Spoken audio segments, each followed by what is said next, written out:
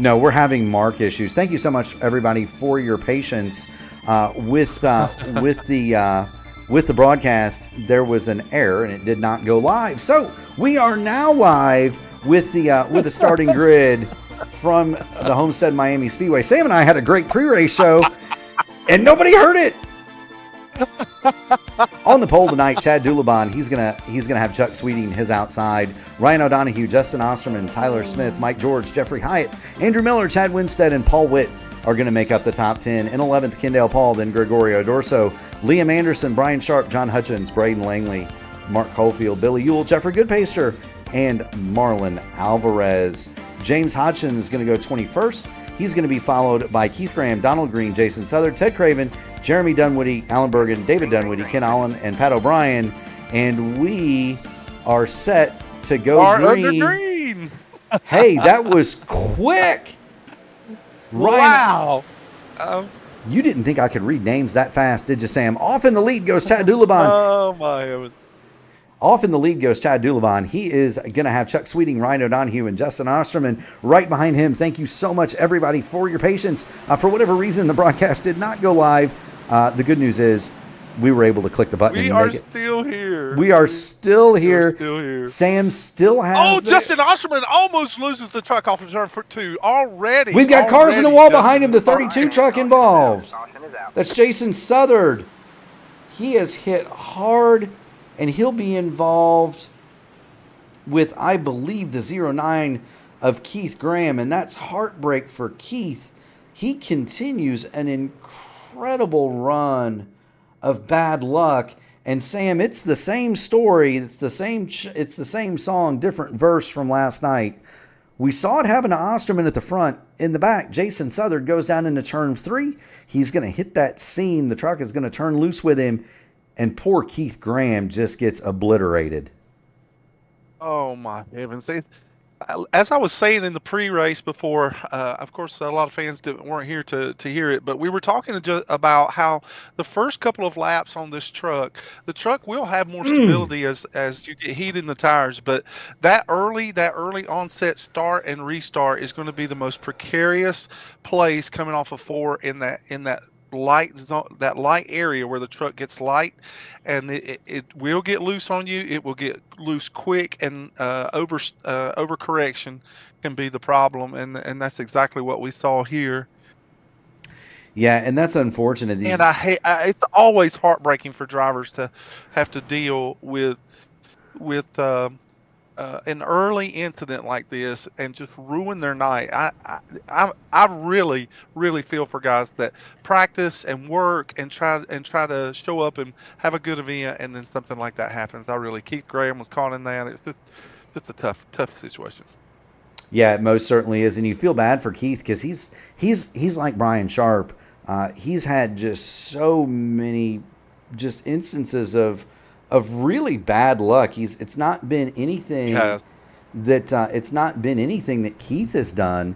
It's more along the lines of he's always been right, always been caught up in some other incidences that are around him. But I will say it was just very classy of Keith. He popped into the group chat and he wished the rest of the drivers a good race. And so, despite a terrible start to this race and end of a race for Keith Graham, he still had the kindness to drop in and just say, "Hey guys, good luck tonight." Yeah, we do want to thank everybody for the patience.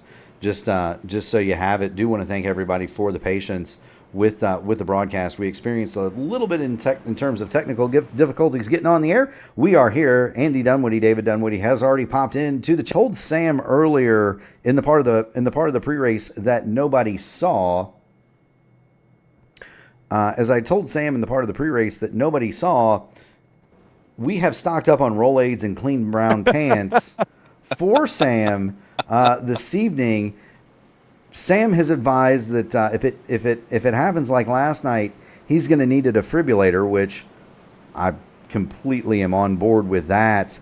But Sam, it's last night produced a pretty wild race in that you had several different strategies all come together in the end. If tonight's any more the same, the fans are in for a treat. Oh, no question.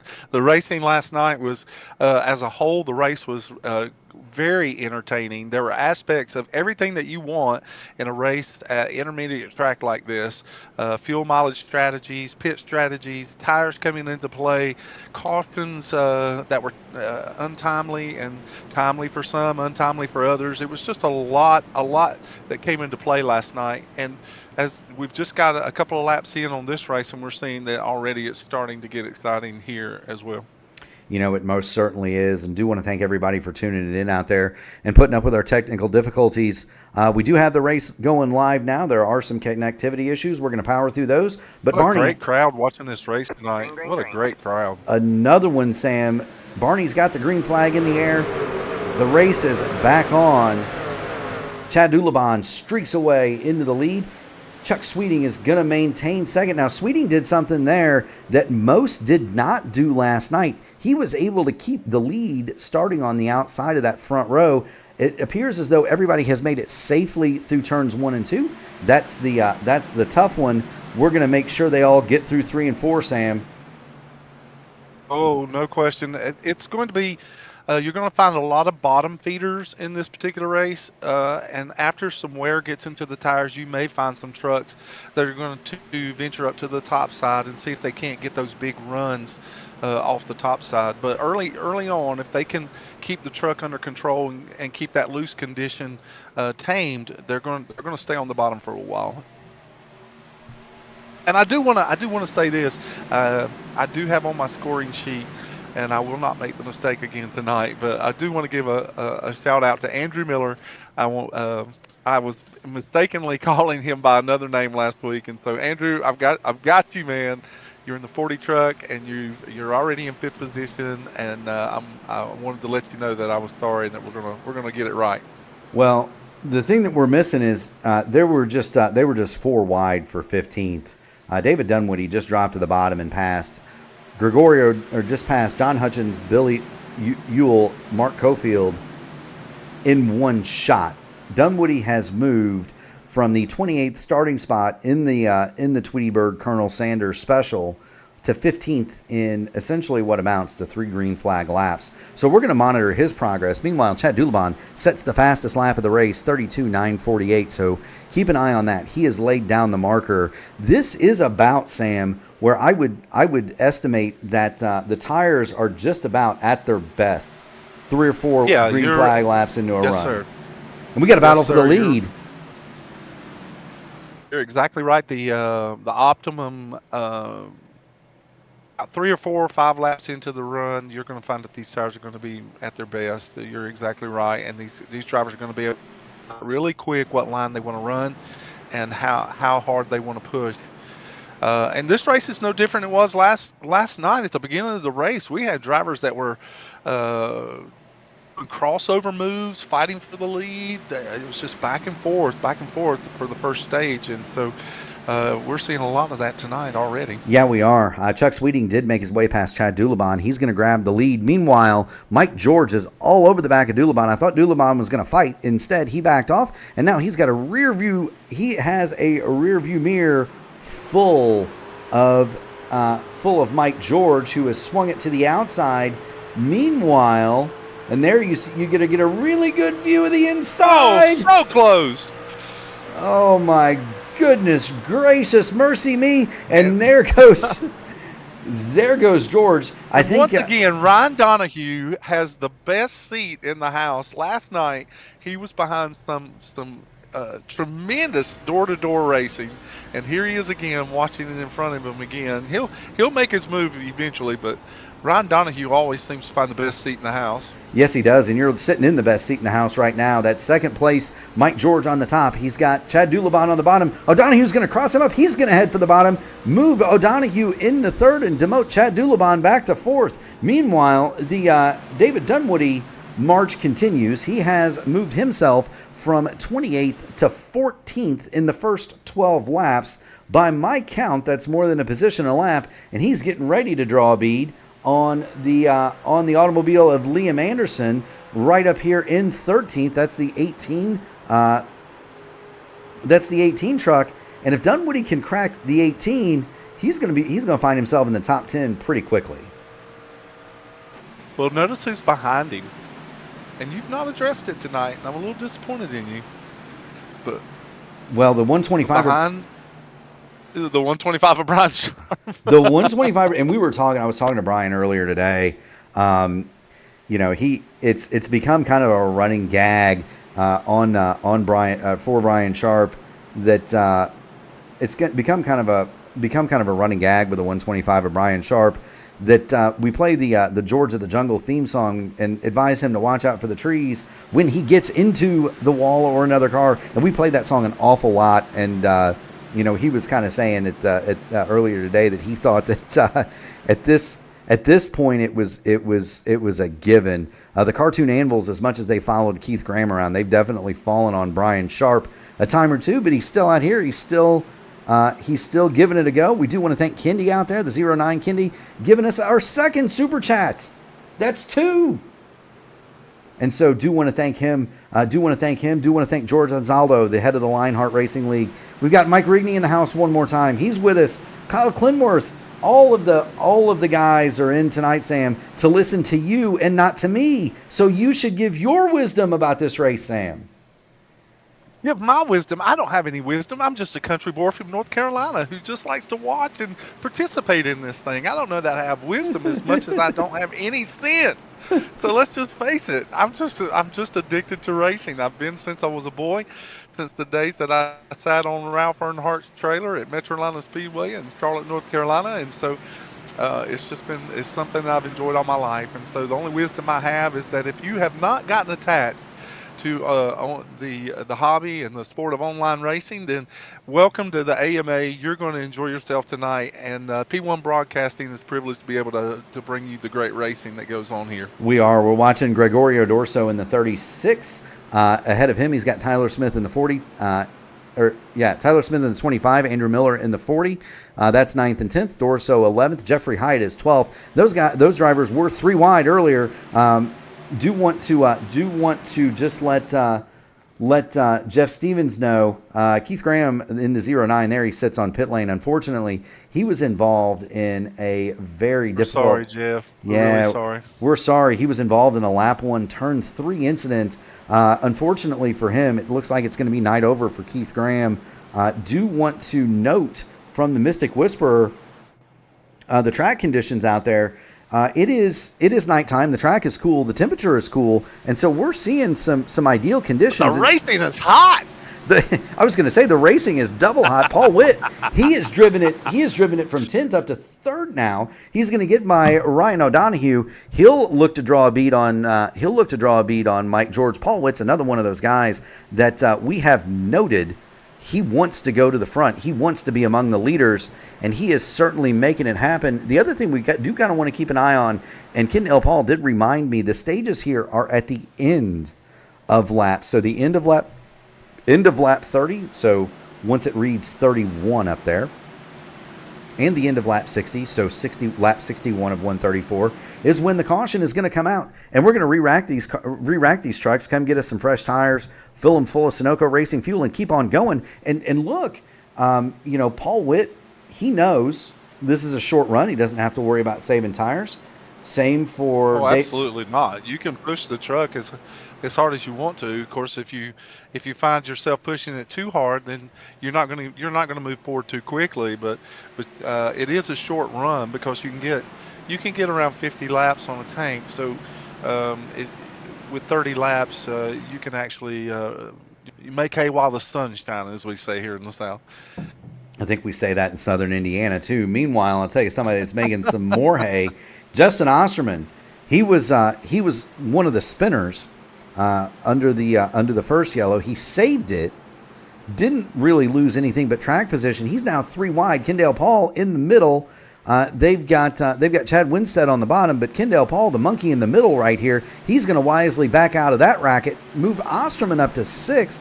So he's been from the front to the back to the front again one more time. We do also want to note that the 51 of Donald Green got together with a 30 of Ted Craven. Both of those trucks do sit on pit road, so do want to thank Reaper's Double for that update. Do want to thank 94 Nolan for checking in. Announced that he is out of the race. Do want to thank Nolan Milnes saying what's up to the broadcast. Thank you so much, my man, for checking in, and hope you're enjoying the show. You had a heck of a run last night. Wow, look at that racing on the front stretch. Oh, someone got into the wall. Was that Kendall Paul? I don't think it was Kendall. We're watching Paul Witt and Ryan O'Donohue, and that's Chad Dulabon. They're doing battle here for 3rd, 4th, and 5th. I did not have the camera on Kendall Paul. It was on lap 21 with Justin Osterman, Kendall Paul, Chad Winstead, Tyler Smith. Kendall Paul goes into the turn 3 and 4 and runs it into the wall, and then, oh heavens, just almost a big pile up there. He scrapes the wall. Yeah, and it's just all the trucks were picking up behind him. Yeah, it's on lap 21.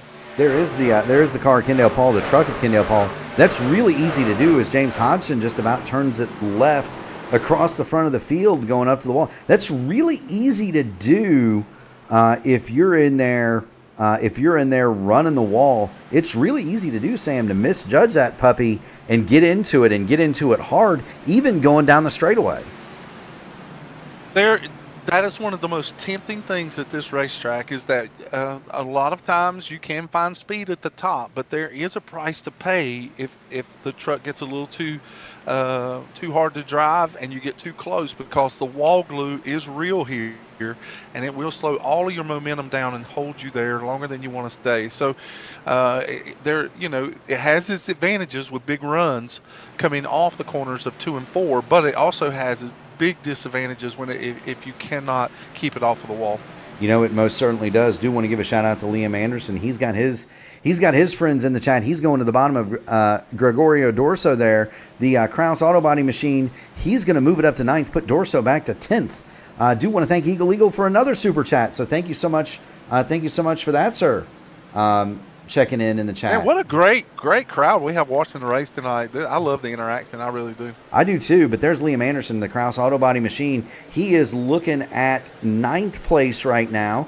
Going to focus in on him. He's got clear of Dorso. Gregorio Dorso has been anywhere between 6th and 15th for this entire run, but Dorso doing a whale of a job in that Roar Esports machine. And look at who is coming up to do battle with him. That's a guy that had a ton of fun last night. Oh, wow. Pat O'Brien had such a good run going last night, and then just met so much calamity in the second half of the race.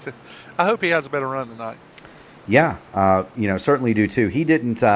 He kind of got cleaned out last night, and another one of those guys that was a victim of something that was not his circumstance, and Pat got cleaned out, and so probably didn't get the result that he felt he wanted or deserved, but he's back again tonight for another shot. Pat O'Brien, he's looking for a top 10 as we get down to deciding stage points here, Sam. We've got just 3 more to go before they're going to pay. Yeah, before they're going to pay the points. Jeffrey Hyde has been trying for several laps to get around Liam Anderson. He finally makes that pass clean coming down the front stretch. Those guys were really going at it really hard here in the closing parts of the stage. There's some good racing. It's just hard to watch all of it. Absolutely. Absolutely it is. And I'm kind of trying to focus around this transfer spot right now, that's a transfer spot, but the final point spot, I think the front is more or less decided. Maybe O'Donohue and Witt are going to have at it. But this is going to be where the fun is. It's going to be around Liam Anderson and Pat O'Brien.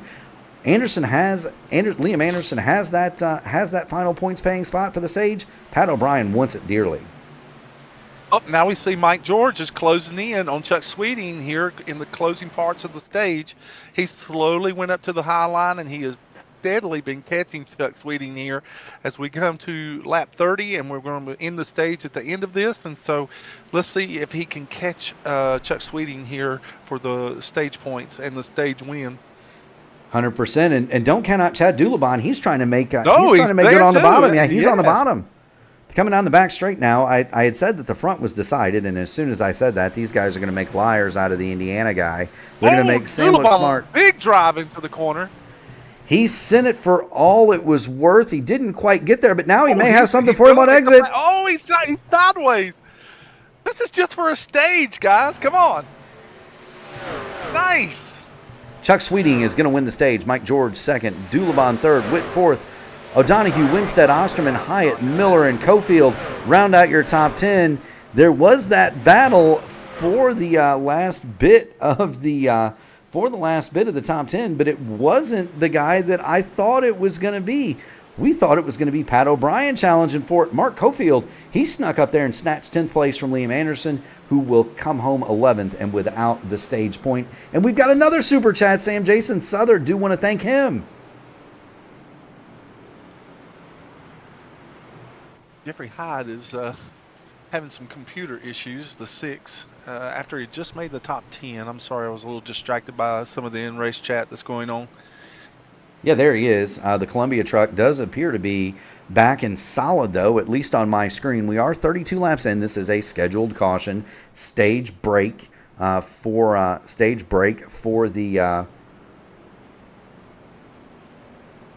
the first stage. We are 32 of 134 here in the Archway Industrial Coatings AMA Truck Series. Do want to thank all of the sponsors that we have in the series. We'll kick that off with Admin Box. That's race control at the touch of a button. Black Magic Studios. If you need a wrap, you need to go see David Dunwoody and Ryan Sharp over at Black Magic. They are 100% amazing. Trak Racer, Rogue Energy Drink, and last but not least, Archway Industrial Coatings. Archway Industrial Coatings are a St. Louis-based flooring company that have been getting their job done for years. They do epoxy and urethane flooring solutions that withstand the test of time, and they meet their customers' installation schedules and budgets. They're committed to doing the highest quality work at the lowest possible cost every time. They're a strong and stable company accredited by the Better Business Bureau. Their highly trained craftsmen know the difference between a job and a job well done. At the same time, they know how to work quickly and efficiently to keep labor costs down and never sacrifice the quality that has been the bedrock of their reputation since day one. They can tell you more, but they would rather show you what matters more, the quality of their work. So please take a look at their gallery, email them, call them for a free quote, get ready to floor it with Archway, and you can find them at archwaycoatings.com, or you can reach out to Sean Mott. He is the number 5 machine out there on the Speedway. So do want to thank Archway Industrial Coatings for their support of the American Motorsports Association.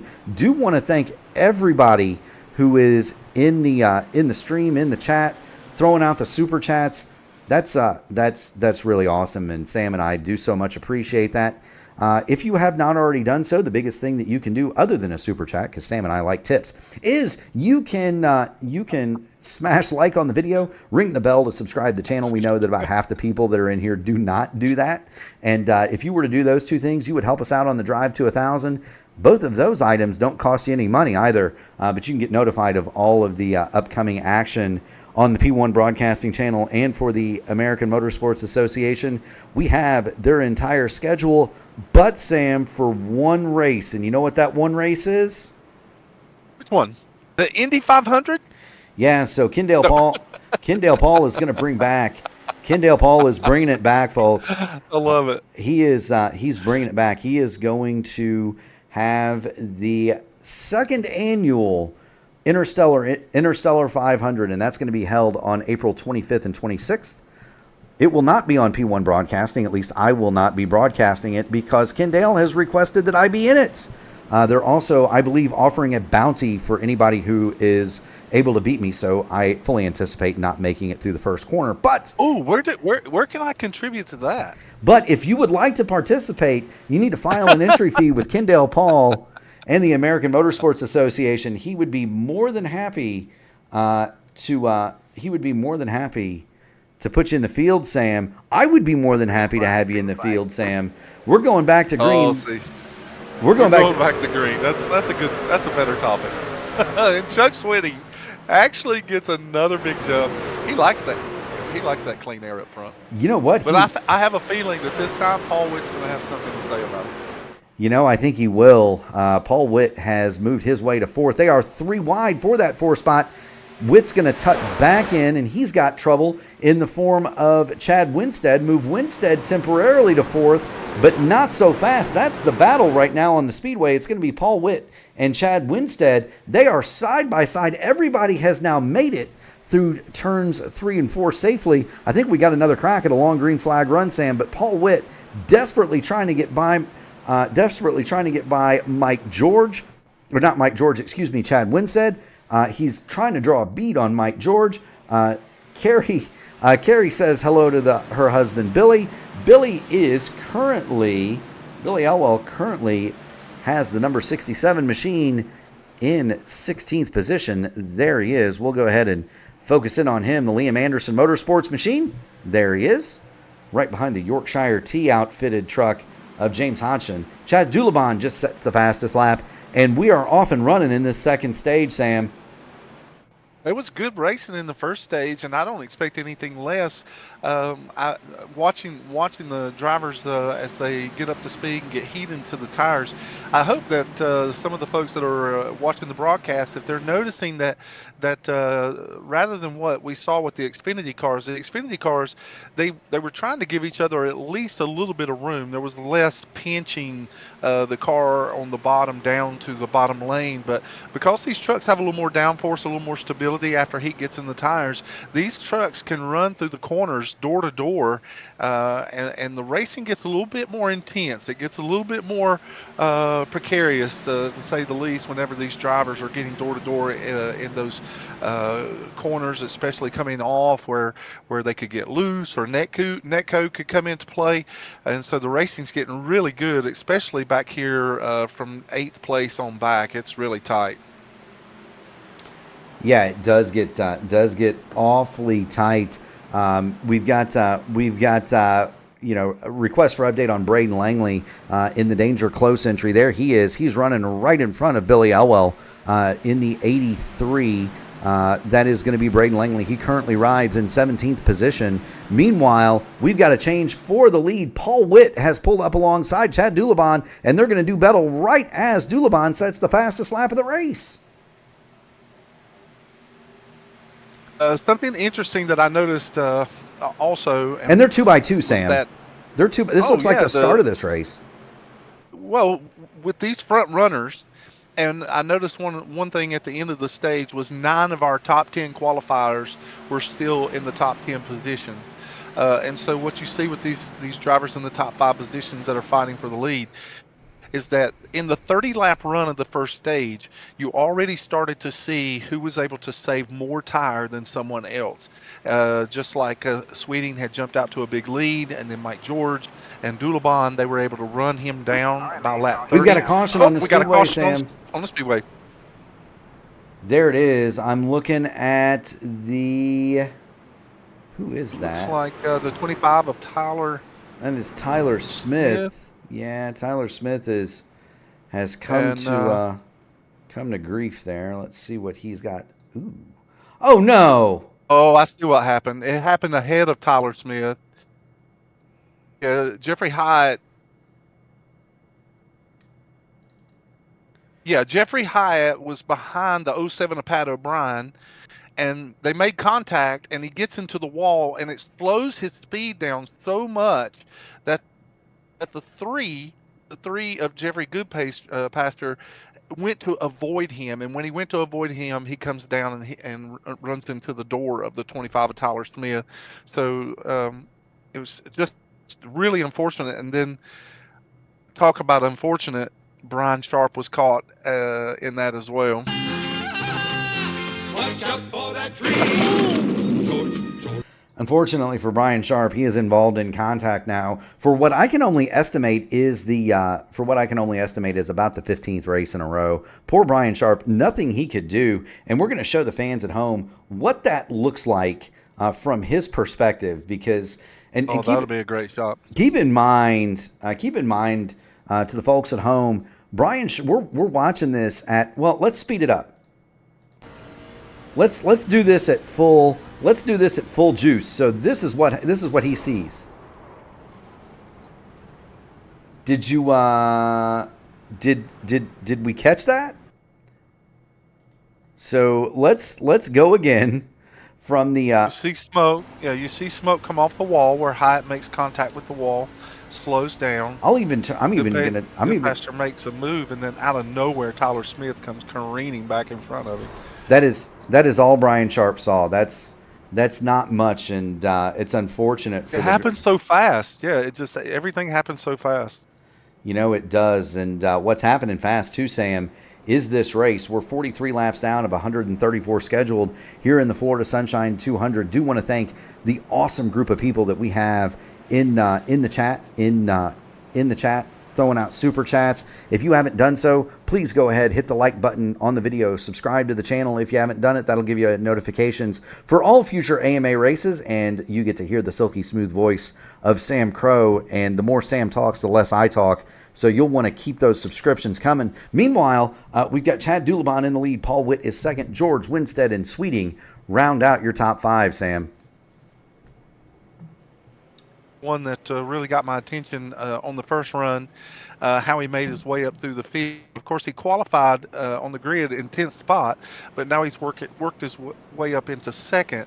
Pat O'Brien being our highest climber, in my particular opinion, just simply because he started in the 30th spot and now he's up to 8th. It's certainly it's going to be a mystery and a bit of a puzzle to put together as these drivers decide what they want to do by the end of this stage. If they can save enough tire and plan their strategy enough, do they come in and pit early before the pits are closed and just take it easy? Even if they go a lap down, they can take the wave around. So there's some strategies that might be able to play out even at the end of this particular stage. You're 100% right, Sam, and we're showing the truck of Pat O'Brien up 22 spots. At one point, I thought that was going to be David Dunwoody. He had briefly cracked the top 10 in the 28 truck. He has since fallen back to 18th, but we are going back to green flag action here at the Florida Sunshine 200. Chad Dulabon gets the drop on Paul Witt. Nobody pitted under that last yellow, Sam. At least it wasn't involved in an accident. Well, you never know what's going to exactly transpire in the second half of the race, and you want to save as many of the tires that you can save. It's just going to be more advantageous if you can keep those tires on the pit wall instead of using them up for short runs. Yeah, and that's something that we saw coming. They can make it on fuel. Fuel's not an issue during these stages. No, it's not. But the thing that you want to do is save the tires. We saw that last night. Greg Evans had the fresh sets, had the extra set at the end, and he drove away for the win. So he did. I think everybody who was in that race, and about half the field was, but everybody that was in that race last night saw that, and I'm sure that the ones that weren't in that race last night are definitely watching this one, and they've passed along that information to their teammates, their friends, their colleagues that are involved in the American Motorsport Association. We've come and gone. Lap 46, 47 is upon us. We are watching the top five because the action here is fast and furious, but we're going to go back and check in this knot of cars. We're looking at Ryan O'Donoghue in the 14. He is racing with Pat O'Brien. That is for 8th and 9th. Meanwhile, Mark Cofield is under Liam Anderson. That's for 10th and 11th spot. They've got an interested observer in Billy Elwell. He is 12th in the other Liam Anderson truck. This is getting fun, wow. Sam. No question, Liam Anderson had a handful of that truck coming off of turn 4 and came down and got into the door of Mark Cofield. So it certainly is a lot of the excitement per se is being around that 10th position. It's just a lot of trucks that are really fighting for that top 10 spot and working their way up through there. Some are moving back, some are moving forward, but it's just there's a bee's nest back there the whole night, it seems like. Yeah, there is. And speaking of bees nests, I say that, they're going 3 wide. Yeah, they do that, saying they're 3 wide now back there for 6th. I do have a Chad Winstead in the house. Cadillac Winstead. Kendall Paul and I are going to be running a Cadillac tomorrow. The iRacing 12 Hours of Sebring happens, so I got to take my son to swimming practice, and then we're going to, we've got Andrew Miller sideways. Andrew Miller's in the wall. Oh, he gets down into Osterman. Osterman hits Pat O'Brien, and they're wrecking down the front stretch. Hard hits. There. Wow. We saw that begin. Oh. We saw that. It was transpiring there. We saw that begin to unfold. Look, you've got Andrew Miller in the 40. He's got Justin Osterman behind him. Andrew's got a handful of that truck. He's just got a handful, and then Osterman goes low to miss him, and then Miller just loses control of the truck down the back stretch or coming off of 4, and he does it right in front of the field. And there are trucks behind them that have nowhere to go. Great job of avoidance by Billy Elwell. Not a great job of avoidance from James Hodgson. I'm sure that he's informing. James Hodgson. I'm sure that he's informing somebody that they're a Muppet at this particular moment. And then you're going to have the 83 come through here. He's going to miss it, maybe. There's James Hodgson had nowhere to go. He was hard on the brakes too. No, and that's the truck that we're going to want to watch the accident unfold from. Here he is. We're going to get into the cockpit of James, and we're gonna show the accident in real time. Live, he is still under power. James is still under power. Right, I'm in real time. Here it is. We're under caution. This is what James Hodgson sees, and just tells you how little time you've got and how little you can see. Car, ow. David Dunwoody wants to know how he missed it. So we're gonna go back and show how the 28 machine managed to avoid catastrophe. Let's get in. Just a racetrack full of 40 right there. Yeah. Well, and I don't think, it's hard for our viewers at home to appreciate exactly how difficult it is to see when you're in a pack of these things. In the Xfinity cars and in the Cup cars, it's hard. In these trucks, you really cannot see what's happening especially if you're on a flat part of a track. Okay, so there goes David Dunwoody. He goes down to the inside, and he takes to the escape road down turn 1, so he'll avoid the accident in that way. But my goodness gracious, 2 more trucks junked on pit road. That's going to be James Hodgson. He is on pit road. He remains there. We do not have... we've got Pat O'Brien and Andrew Miller. They are also on pit road. I'd imagine they are under substantial repair. There's Kendall Paul. He has also made a visit to the pit lane. 21.9 more seconds in the pit box. I would surmise that Mr. Paul is continuing to get damage from earlier incidents fixed. And I hate to break it to you, Sam, but there's the 125 of Brian Sharp, and guess who's back on the lead lap? Let's see. Brian Sharp is back on the lead lap. Brian Sharp has managed to get, I don't know how much damage that thing has. It's got some creases on the hood, but otherwise it doesn't look too awful bad. But there's the W admin box 125 machine for Brian Sharp. I don't think anybody has... His truck looks relatively clean by all practical purposes. It does, and here's the thing. His crew has plenty of practice fixing that thing. He's got Papa Smurf on the side of it, hoping he can... And of course, the smiley, I don't want to call it a smiley face, but by the face on the hood, it's a good indication of the kind of racing that he's experienced over the last couple of weeks. It's kind of like which M&M on the M&M's paint scheme always looks scared? Was it the green M&M? Green. Or the red one? It'd have to be the red one. I just always remember that there was one M&M on that car that always looked terrified, and it was usually on the TV panel on the back. We're back to green, Mark. We are, and we can figure out which M&M was more terrified on which M&M scheme. Was it Schrader, Sadler, or Rowdy that had the more terrified M&M? Meanwhile, We've got Liam Anderson on the charge. He's going to the inside of teammate Billy Elwell. This is 9th and 8th. 8th and 9th right here. They've got O'Donohue and Cofield to the front, and they've got Jeffrey Hyde and John Hutchins out back of them. Everybody makes it through turns 3 and 4 safely. That's a good omen, Sam. If we can get some green flag laps going, we got a chance to make lap 90 without another caution. Again, the specter of this race seems to be turn 4, where a lot of drivers are having trouble keeping the truck under them on restart, simply because the heat's not got into the tires yet. And of course, close racing has a little bit to do with that as well.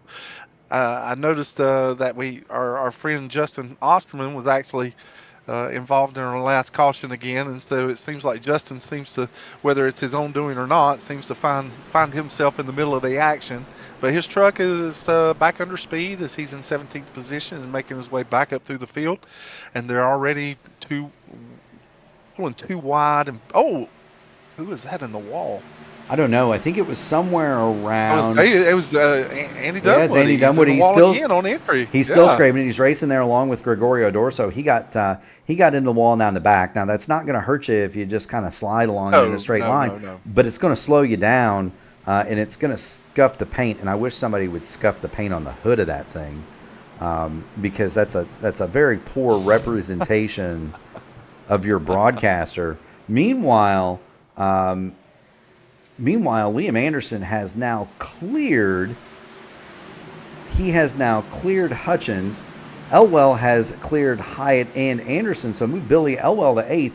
We've got checking in the chat. We're looking at Gregorio Dorso. We're going to cut back to the lead, and let's kind of just go through the field and show everybody, Sam, now that we've got strung out a little bit. The yellow M&M apparently is the vote from the chat that was the scared one. Can we get a judge's ruling from like Rigney or George? They're the resident historians around this place, right? Well, we know that Mike Rigney, if it's going to get to the truth, Mike Rigney's going to get to the truth. He will not accept anything else but the truth. You want the truth? You can't handle the truth. Exactly. All right, so. At the front of this deal, we've got no fake news when it comes to Mike Rigney. No fake news. No, sir. You've got in the lead Chad Dulabon. He started up there. He remains. He's got the purple lap. Chad Dulabon is the leader in the We have one more lap for the stage. We do have one more. Well, two more. Paul has already closed the pit. We've got two more. He's already closed the pit. So we'll delay the through the field until the next segment. But Dulabon is going to lead it. We've got a power move back in the field. That's going to be the 6 of Jeffrey Hyatt. He got to the bottom. He took 9th away from John Hutchins. He's looking for 8th on Billy Elwell here as we come to the final. Well, they got extremely close off of 2 right there, and Hutchins is going to get in the middle of this fight. Oh, he can't resist. You can't resist it. You've got 2 guys that are racing hard in front of you. You could easily pick up 2 for the price of 1 right here. Elwell takes it right up to the fence. He gets into the fence. You see the sparks. Oh, he does. You see the sparks flying off of the truck. Oh, and he gets into it again. All right, man, caution is out. But he manages to hold on to the 9th position. He does, and so great job as Kendall Paul has contractually obligated me to say great job by Billy Ewell. Great job. Running along in Billy Elwell, running along in 9th to 67. Great job. But great work from everybody involved there. And that's just what you like to see. Good, hard, clean racing. Coming to a stage caution. Chad Dulabon is going to be your winner of the stage. Mike George comes 2nd. Chad Winstead 3rd. Chuck Sweeting is 4th. Ryan O'Donohue 5th. Witt, Cofield, Hyatt, Elwell, and Hutchins will round out your top 10. Mike Rigney has said that he wants us to keep an eye on Ryan O'Donohue. Ryan O'Donohue, of course, he tuned in to our ISRA race on P1 on Monday night, and he got to see a barn burner of a race that I was involved in, and so that's a huge part of this is the community and supporting other racers. And the AMA guys are watching the IndyCar stuff on P1. We've got the IndyCar drivers in here, the open wheel guys supporting the stock car guys, and that's what it's all about, Sam. Racing is racing. Even if it's two guys pushing a wheelbarrow with their friend in it, racing is racing. Wait a minute. And There's two so guys it's pushing a always, wheelbarrow with their buddy in it somewhere. Let's go, Sam. I'm oh pretty yeah. light. I'll volunteer to be in a wheelbarrow. Let's do it. Oh, of course you take the easy job. Well, to be fair, and I'll tell this story. So Ball State University, where I went, one of the homecoming activities for many years, and I don't know if they still do it or not, and you can verify this. It was on David Letterman. They sent Biff to view this to participate in it. Kendall Paul is going to stay out now. He's out 11 laps on his current set of tires, so he may be plotting a little bit of strategy here. Mike George wins the race off a pit road. How about that? But one of the homecoming activities is that Sam, is that they get 4-poster beds. They put somebody in it, and their fraternity brothers push them down Riverside Avenue Yes. toward the Yes. university. There's a picture of some guy that may or may not do iRacing now, dressed in his karting suit over the top of a gorilla outfit, wearing a crash helmet, and in one of those beds. I think he weighed 110 pounds at the time, and that's how he got nominated to be in the bed. Usually the light guy, yeah. Yeah, it's usually the light guy, and that light guy is usually me. I think I still only weigh about 130 pounds soaking wet. If you put lead weights in my boots, I might weigh 140. And so I was always the guy that got nominated. Way for that. more than that. Sam, you've probably lifted work this week that weighs more than that. I'm a little guy. Remember, go-kart, open wheel racing guy. I'm little. I'm tall. I tall. keep trying to tell Mike Rigney that's why I have such a hard time racing the open wheel cars. I'm too big for it. Yeah. No, I think Rigney, and I think Greg Evans is right. I think Rigney would be a great fit in this league. I think he ought to show up. He's off Mike working. Rigney, listen, Mike Rigney is even in the chat. He's alluding to the fact he cut his teeth on stock car racing. Mike Rigney and I go back 20 plus years in this hobby and in this sport, and so and he's quite good in these cars. And in fact, he would probably be very good at this racetrack. But he just got into an Indy car. Over the last couple of years, and just absolutely fell in love with it, and he's made a lot of headway, and actually won in the IndyCar. So it has its advantages for drivers that are willing to take that step into a new genre. Leap. It's always exciting. I'll tell you what, the pace truck has taken a leap off the racetrack, and it's gone back to pit road. Chad Dulabon has leapt to the inside of Kendall Paul, and Kendall Paul's grasp on the lead lasted less than 2 corners. Those old tires, 13 laps old, are going to show up on that 78 pretty quick. His goal here is to simply stop the bleeding and cut this stage in half, I would assume, Sam. Oh, no question. And again, you may see some strategy being played out here. Sharp on the bottom, slow. Go ahead, Sam. Seeing a lot of smoke out on the racetrack, but he could actually be planning to run a short run, at least to hit the fuel window on the second half, and just pit early and see how much ground he can make up with fresh tires before the rest of the field has to pit. So he could very well have a strategy here that he wants to play out, just simply for the track position. Well, and he was involved in that accident earlier and came in and affected repair. And you wonder if he's also doing that to kind of save a set of tires, maybe. Not only do something different, but save a set of tires. Chad Dulabon is going to go to the fastest lap of the race. And now I feel comfortable doing a little bit of through the field. So here's Chad Dulabon. He started on the pole. He's got the fastest lap. He's in for the trifecta. He's led most of this one in the JYP SIY whiskey entry. That is Chad Dulabon. In second, you've got Mike George in the Premier Precision Setups Racing, in the Premier Racing Setups, number 33. He is currently second. He started sixth. Nice advancement for him. Kendall Paul is out on the old worn-out Goodyear Storm Tracker 78. He's got an interesting hobby there, Sam. I think we've alluded to it. He goes out and chases tornadoes. That's something I could never do. I will get upside down in a sprint car at Winchester. I will not go chase a tornado. You won't chase tornadoes in a cracker box? No. There's Chad Winstead. He is fourth in the Pilot John International machine. That's Cadillac Winstead, as his buddies in the chat are calling him. You've got Chuck Sweeting running in fifth in the chrome purple and white 75 entry. So there's Chuck. Ryan O'Donohue has brought another classic paint scheme, and we talked about it at length last night. It's Miami Vice on the side of that 14. I love me some Miami Vice, Sam. You know that. Oh, I know. You surprised me with your knowledge just last night with Ryan O'Donoghue running that paint scheme.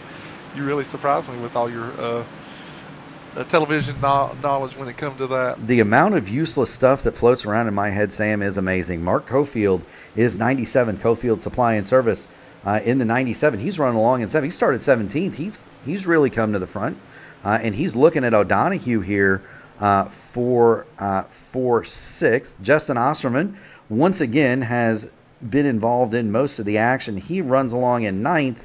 But he's going to have company. That's Billy Elwell moving to the bottom in the Liam Anderson Motorsports machine. He's going to try to take away the position from Justin Osterman. So that's a battle we'll keep an eye on. And the teammate to that truck, the 18 Krause Auto Body machine of Liam Anderson, that Chevrolet is 10th. In 11th, how about the 72 of John Hutchins? That's another one of those Black Magic Dark Horse performance machines. You see John Hutchins running along. Place Worship Center on the side of that truck. Jeffrey Hyatt in the Columbia number 6. He'll run 12th. Good-looking Chevrolet. Andrew Miller, 13th in the Archway Industrial Coatings.com number Andrew's making his way back 40. Up through the field after an earlier incident. Yeah, he took a hard lick to the side of that truck. You can see Sure did. You can see the damage, but I guess it's been fixed enough, and there's not really, he didn't really hit anything with the front of it, so, keep on trucking, right, Sam? I mean, he's still on the lead lap. He's 13th. Yeah. It may not affect it aerodynamically, and if they can get enough damage fixed from the contact into the side, the truck can be manageable.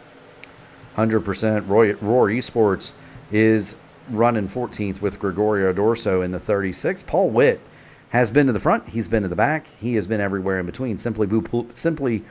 I was a little curious as why Paul Witt wound up so far back in the field after running in the top 5 there at the end of the stage. He may have had some repair to effect, or it could have been right. It could have been he got a speeding ticket. We're not really for sure. Well, depends. If it were on entry, he would have got a hold on the restart. Right. If it was on exit, though, he would have just been sent to the back. So end of line. You're exactly right. So that's kind of what that smells like. You've got David Dunwoody behind him. That's the Black Magic 28 Tweety Bird machine. We won't talk about the hood. Braden Langley runs along in the 83. He is 17th. Good-looking black and blue truck, and he's got some sort of police emblem on it. That is the Willow Springs Police Department, so I do want to thank them for all that they do. Jeremy Dunwoody, that's the brother of David. He runs along in the Prince Charting number 99 Black Magic Studios machine. He is currently 18th. Ken Holland in the 84. We have not talked about Ken's United Rentals Toyota tonight, but it is coming along swimmingly well for him. He's up 19 spots, Sam. Ken Holland. Ken actually had a very scary moment early on this restart. He was actually up many more positions than where he's at now, but he was coming off a 2 and did a magnificent save coming off of the corner.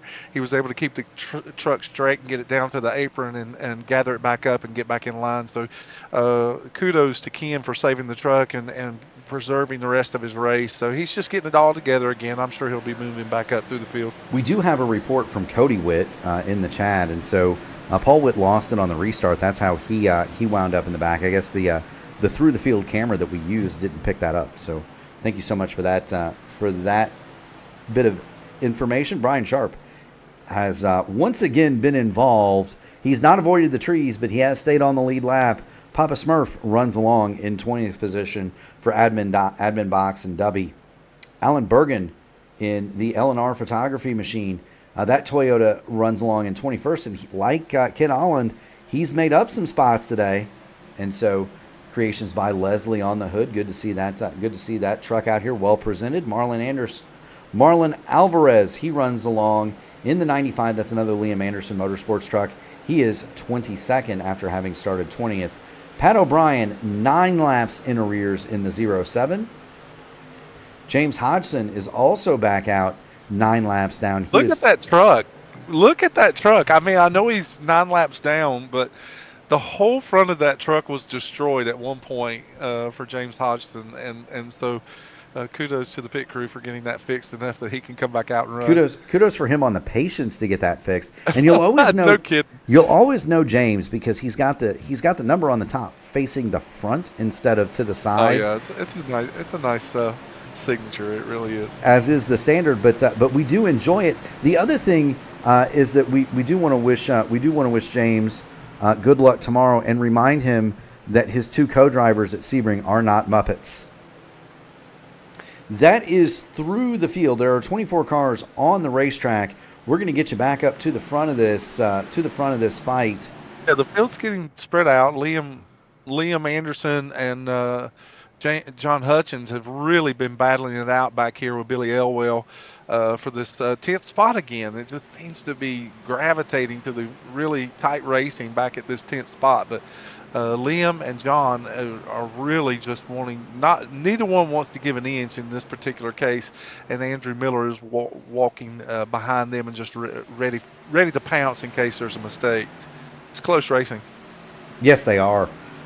Do want to thank everybody for their patience. I don't know if there's some sort of a glitch in the internet in northern Indiana or not, but I seem to be having all kinds of problems. The stream just momentarily died for me. Oh, Billy Elwell in the wall, and they're avoiding him. And that's Liam dangerous, Anderson too. They're 3 wide back there. Andrew Miller does everything he can to stay off of Liam Anderson, but then he sticks it in there 3 wide again. And that's going to let Paul Witt make it 3 wide down on the bottom. He's going to come up and nearly slam doors with the number 40 of Andrew Miller. Billy Elwell scrapes the wall, but a big run as he comes up on Liam Anderson. Keep in mind, those 2 are teammates. Meanwhile, they've got the 40 of Andrew Miller right behind them. And a very fast Paul Witt is in attendance there too. You've also got, and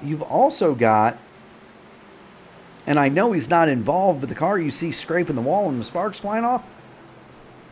Oh, wow. And again, Elwell goes into the wall. Handful of that truck. Yeah, again he scrapes it. That's going to let John Hutchins dive up the John middle. Hutchins loses it off of 2. They're checking up and avoiding him, but everyone clears the incident. Everybody is going to be going straight after that. Wow. Well, wow. They're not done yet. Billy Elwell and Paul Witt are going to go door handle to door handle. They rub the fenders. Paul Witt's going to get past, move Witt to 11th. Jeffrey Hyatt wants a piece of that, and now Adam O'Brien gets into the back of Billy Elwell going down the straightaway. That's going to let Gregorio Dorso stick his nose into this fight. John Hutchins is not through. We're getting to the point now where some of these drivers are going to just the feel good of the tire might be changing a little bit because of how hard they may be pushing the run, and so it's getting racy back here. And some of the drivers are actually pushing it very hard, or they wouldn't be getting this loose on corner exit. And they're starting to find their lines too. Some are going to the bottom, some are running the high line. Gregorio Dorso with a big run off the top, and he's underneath Jeffrey Hyde again. So there's some great racing going on back here as these drivers are starting to stretch their legs for the long run here.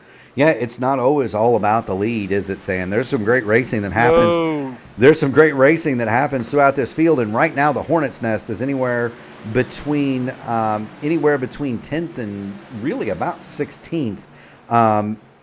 Yeah, Mike. We really don't want to discount what Chad Doulabon is doing tonight, because Chad is running a masterful race here in the second half. He's up front and he's got good pace. And I'm sure within the next 15 laps we're going to see that Mike George is going to be up there racing with him. But we don't want to discount that, but we also want to make sure that we pay close attention to where all the action seems to be at the moment.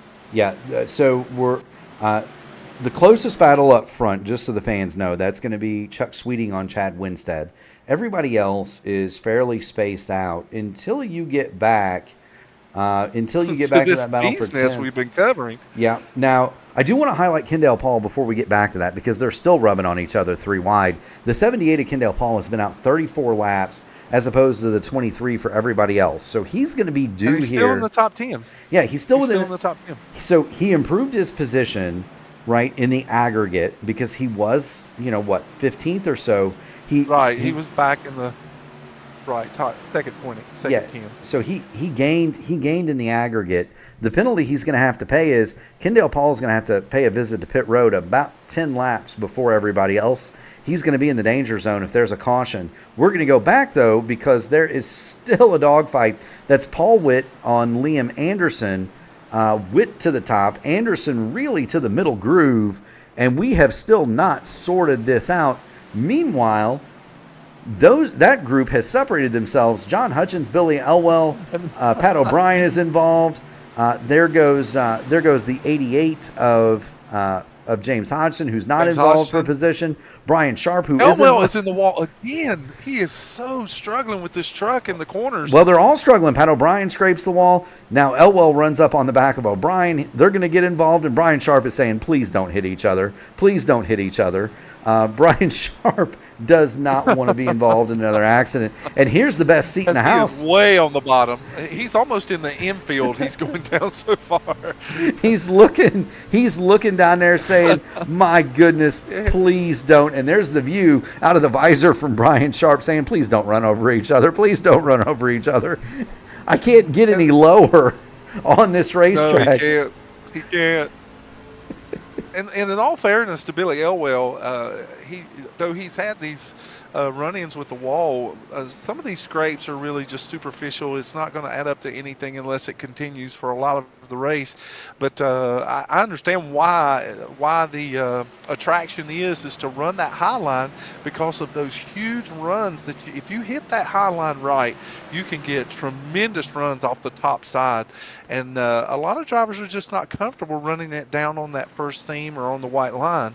So kudos to Billy for racing as hard as he's racing and doing the great job of keeping that truck under him. Kudos to Braden Langley, too. He stuffed it in there on the bottom on Brian Sharp. He has cleared the Jeremy Dunwoody and Billy Elwell machines. Dunwoody is creeping in to the shot there. He is 17th. Elwell has dropped to 18th. One truck that we have not heard from really the beginning, David Dunwoody, he made a wild charge up to the top 10. He now lays in 20th. So the birthday boy having a little bit of a struggle here this evening. Meanwhile, Andrew Miller and Kendall Paul, they're going to go after it for 8th and 9th, Sam, and they've got Gregorio Dorso making it 3 wide on the bottom. Oh, making it 3 wide. There we go. They can't not do it. It looks so inviting, and that's going to let the number 6 of Jeffrey Hyatt, he's going to close right up on the back of these two. Dorso now, he's to the inside of Miller. That cost Miller a ton of momentum. I think he kind of backed out of that, decided discretion is the better part of valor.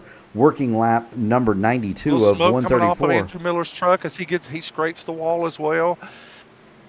Jeffrey Hyatt will get on the inside of him as he slows his momentum down. Andrew Miller's momentum slows down, and Jeffrey Hyatt is going to take advantage of that and make up a position here as we go through 1 and 2. And that will put him in the 11th spot. Dorso has decided he wants to go forward. Yes, he has. He's going to get around Kendall Paul. Meanwhile, we're going to go back because, well, Liam Anderson, Paul Witt, John Hutchins, they have decided they're going to have another go. And they've got James Hodgson in there too. Hodgson, remember, is 9 laps down. But these 3 trucks have they got their stuff cooled off, Sam. They're ready to have at it one more time. I just find that it's interesting that no one wants to give an inch here. Everyone wants to fight for a position, and they want to move.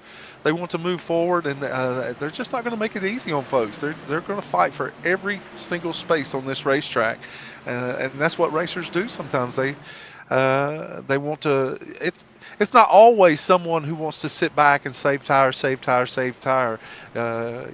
you're going to be racing for 10th position, you're going to make people earn 10th position. I'm going to tell you what, I have been in the Indy Alliance engineering meetings the night before the iRacing 500 and sat for hours talking about there they go 3 wide again. Anderson, Paul Witt, and Hutchins, and And look, the Chad is right. When there's a truck, when you're capable of running these things, one in each lane, it's awfully hard to not do it. Liam Anderson almost. Oh, Liam Anderson! Wow, what great driving on Paul Witt's part, And Liam. And Liam for sure, because he could have washed up into Paul, but it's just amazing driving right there. But to finish my point, I've sat in those engineering meetings the night before the iRacing Indy 500 with my Indy Alliance Racing teammates, and sat for hours plotting strategy and fuel maps and fuel runs and drafting and what we're going to do during the race. And when the visor goes down, you know what happens to all of that meeting, Sam? What meeting? What meeting? That's exactly right. What meeting?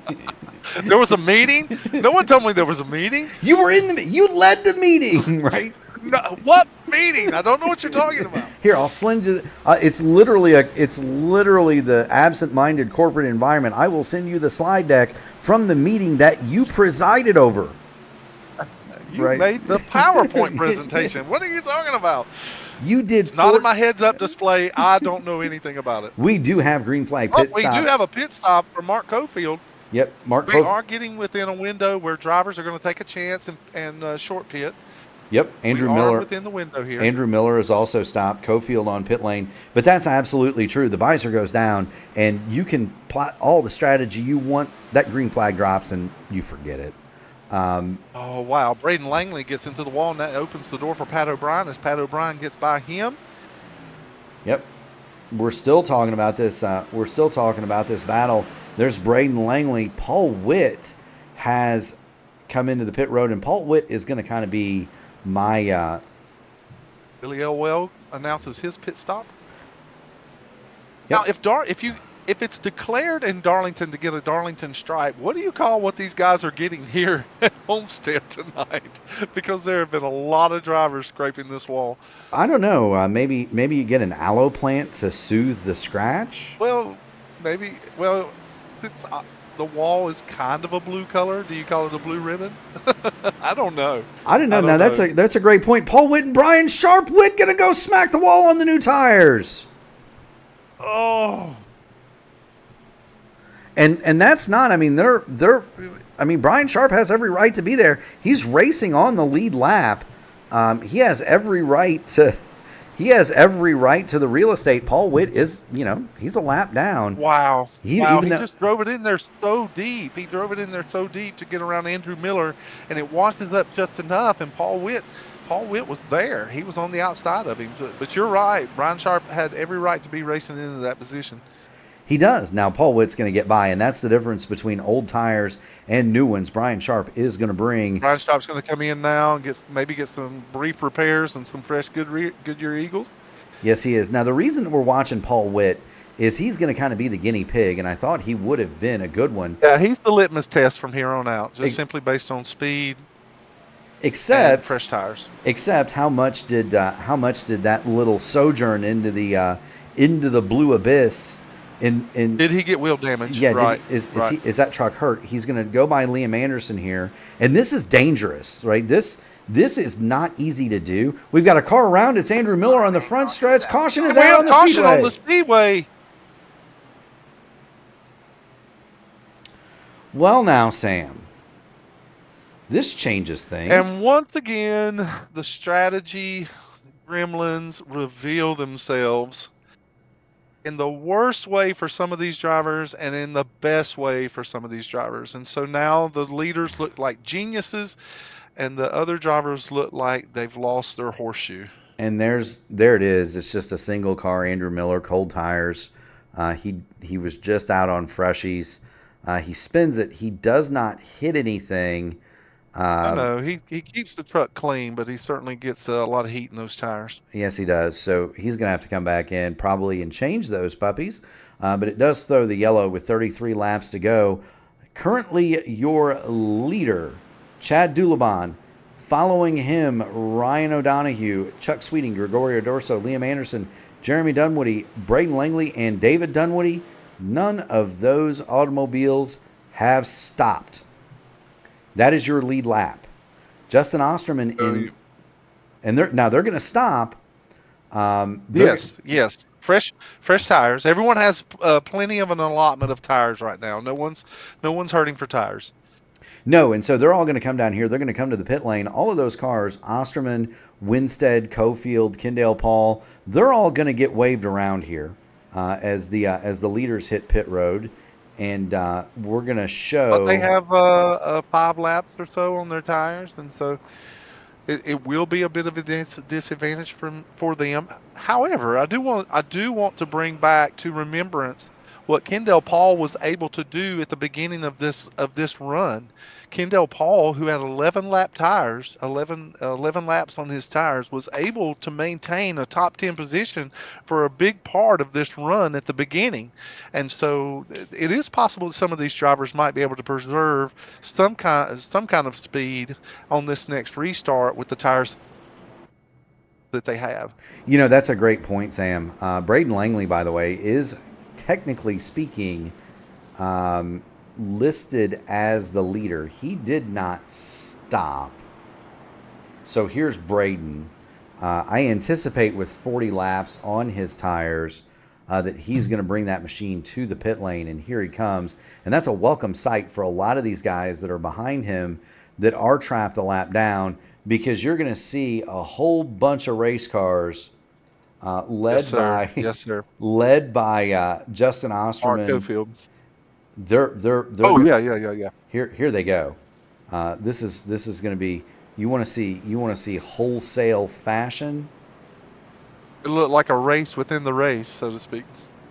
Yeah, we're riding on board the pace car. Actually, I'll tell you what we'll do. We'll get in the pace car, and there goes the wave around trucks screaming past. By my count, and there's still more coming, I think. No? What this sets up, Mark, what this sets up now is this is a 30-lap sprint. Yeah, we see an opportunity for these drivers to really push the limits of this truck for the remainder of this race, and so the racing can get very tense. It could get close, as Brian Sharp has extended. Now one of the admins has extended the caution by a lap. With the fact that there will be only 30 laps or 28 to 30 laps to go, this is going to get interesting to see who's going to be able to push the truck to its limit and save enough tire to get to the front and keep the front. Yeah, now Mike George was the beneficiary of all that. He was actually exiting pit road when the yellow flew, so he had not yet gone a lap down. And he was up near the front. He was up near the front. He had not gone a lap down, and he doesn't have to come in and take any new tires should he elect to do so. And so the Golden Horseshoe is riding with the 33 of Mike George. He's got Dulabon to his outside. The second row is going to be Ryan O'Donohue and Chuck Sweeting. Liam Anderson and Gregorio Dorso make up row 3. The Dunwoody. There's some fast trucks up here. Yeah, there are some fast trucks up here. The fourth row is 2 brothers, and so are they going to go to the front and are they going to go to the front or beat on each other?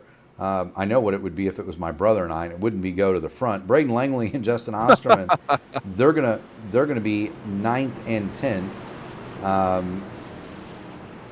They're going to be 9th and 10th here, so it's going to be interesting to see exactly how all this plays out, Sam. I know for me in a situation like this, as we're getting ready to go green, I would probably find myself nestling in and keep the leaders right close to me and save just enough. Well, I see it now that Greg Evans actually thinking the same thing that I'm thinking. Listen to that guy. Listen to that guy. He's saying the same thing that I'm getting ready to say. I just noticed that. But I would nestle myself in and keep the leaders in my sights and save tire for those last 10 laps. That's when I would make my push. Not at the beginning. Whoa, we've got a yellow in the back. Yellow in the back. Track already. I did see Brian Sharp around. This is my concern, is with this 30-lap run, my concern is that we're going to see a lot of cautions, and I hope that that's just not the case. Yeah, and that's the thing. Cautions breed cautions, and yes, sir. The other bit of it is the pay window is starting to open, and so guys are gonna start to get a little bit more desperate. Jeremy Dunwoody got a little loose in the corner, and they just began to stack up behind him. Andrew Miller, Brian Sharp, Andy Dunwoody, all those trucks that were behind him on the bottom line, they all just started checking up because Jeremy just had a handful of that truck going through 1 and 2. Yes, he did, and you see the accordion effect there. Oh, that's Pat O'Brien. I'm sorry. Yeah, it's Pat O'Brien. Well, very similarly painted to Andy Dunwoody, David Dunwoody, but you see the accordion, you see the stack up, you see Brian Sharp around, and you know what that means. You know what that means, Sam. We've had another encounter with the trees. Poor Brian Sharp, again, in an accident not of his own making. And so there's Sharp. He's gonna come back around. He's now 1 lap down in 20th, so he loses a lap on that racket. There's a whole bunch of cars that are jockeying for position in the rear of the field. Are they say anything on the radio there, Sam? Well, what you're going to find is, okay, again, you have this complex field where you have these top 15 trucks, and you'll have trucks that'll probably be 10th to 15th, and they're thinking, I have to get to the front as fast as possible. Then you're going to have trucks from 16th position down to 21st position who are a lap down. Well, now what happens is those trucks now have to decide, I have to get in the front of these 1 lap down trucks so that I can be the lucky dog in the event of a caution so that they can get back on the lead lap. It just so happens that John Hutchins is the recipient of that this time, but now you have Ken Allen, Billy Elwell, Marlon Alvarez, Brian Sharp, Andrew Miller. All of those trucks now are going to be fighting for a lucky dog position if there are other cautions. And what that does also is it adds more trucks to the lead lap frenzy that's going to happen in these closing laps. It really does present a lot of drama in different ways and how the race will play out. Because if these lappers get up into a position, they're going to race these lead lap trucks just to stay in front of those that may be able to get that position away from them. You know, they really will. They really do. The front row, the rows are beginning to form up here. Mike George is your leader. Chad Dulabon to his outside. O'Donohue and Sweeting row 2. David Dunwoody, Liam Anderson are in row 3. Jeremy Dunwoody, whose looseness kind of started that whole business. He's going to mate up with Gregorio Dorso in row 4. Justin Osterman and Jeffrey Hyatt, they're going to have row 5. In row 6, or excuse me, Osterman and Braden Langley. In row 6, Jeffrey Hyatt, Mark Cofield, Chad Winstead, and Kendale Paul, 13th and 14th. John Hutchins and Paul Witt are going to start 15th and 16th. Alland, Elwell, Alvarez, Sharp, Miller, Hodgson, and Pat O'Brien are all laps down. Alan Bergen, Tyler Smith, Jeffrey Goodpaster, Donald Green, Ted Craven, Keith Graham, and Jason Southard all out of the Florida Sunshine 200 here in the Archway Industrial Coatings AMA Truck Series. We are getting ready to go back to green. There are 26 laps to go. We will put the scoring pylon back up. We'll get the pace truck out of here. We'll go back to green flag racing, and hopefully we'll stay that way. Mike All right, George, boys, let's do this and do it right. Let's go, guys. Let's go. Mike George hits the loud pedal. He escapes from Sweeting and Dulabon. Doug Sweeting really got a good jump with Mike George this time. Mike George in that awesome looking livery is doing a great job of pulling the head, but Chuck Sweeting. Well, we've got car around. It's Pat O'Brien in the back. Oh no! And that's just a car got loose at corner. That's just a car that got loose on corner exit turn number 2. It's Pat O'Brien in the number 07, and we'll show it to you, but it's fairly self-explanatory there, Sam. Oh, yeah. Braden Langley just ahead of them. Braden Langley actually was in a position where he also just about lost it. Coming off of 2, he saved it and drove it down onto the apron. But Pat O'Brien just had a handful of that truck in that lazy spin coming off of 2, and everyone behind him did a great job of moving around him. This is what you're going to run into these restarts with cold tires. Is that is the time that these trucks are at their loosest. Now we see guys in real life. They're going to weave back and forth, trying to get some heat into the tires. We know that in the sim that doesn't really work because Right. But there is in fact, Greg Evans and I were having this discussion today. Is that it is a mystery to us why there are so many drivers that are in the sim that actually that practice that on a regular basis and believe that it is advantageous to them, but there is nothing within the sim to prove that it is. And so well, there's a lot of actually drivers find that it's viable, but others don't. there's actually telemetry that would suggest that iRacing actually resets the temperatures when you cross the line to start the race. You know, to because they don't want people weaving back and forth and running over each other under yellow. So they set the temperature. There is some credence I've heard of this where guys will warm the tires from the inside out, and so essentially ride around on the brakes. You can't do that all the time though, right? Because the heat from the heat. That was an exploit that was being used not too far long ago. Is that drivers were utilizing that option, was riding the brake to build heat inside out. Now the problem with that is you don't always have enough fuel for that, especially a lot of because you're still trying to maintain speed while you're lifting it. Right. So if you're running around. And it's really advantageous, not so much in stock cars, but in the open wheel stuff, it's a huge deal. Well, the flip side of that is we run those cars literally to finish the race with 0.00 left in the tank. And so you don't always have enough fuel to be doing that.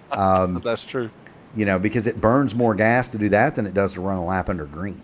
Yeah, and then you really take the risk of doing it too much and then causing more detriment to the tire than you are good. So. Well, not only that, but you can blow the motor up. And that's the other thing.